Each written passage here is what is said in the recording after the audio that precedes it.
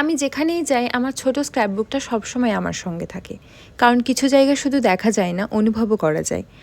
আর আমি সেই অনুভূতিগুলো, আজকের দিনটা ঠিক তেমনই, রবীন্দ্রনাথের গল্পের গ্রামের মতো একটা জায়গা যেখানে বাতাসে একটা আলাদাই শান্তি আছে।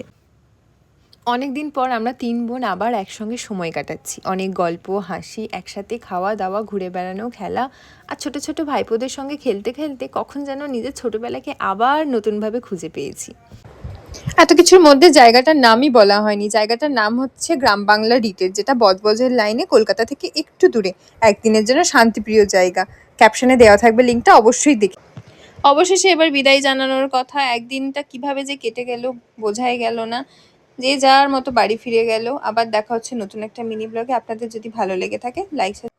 যেতে যেতে বলে যেতে চাই, 3 নারীর হাসিতে পথ আজও রঙিন হয়ে যায়, নিজেকে নতুন করে খুঁজে পেতে চায়, আমারও পরানো যাহা চায়।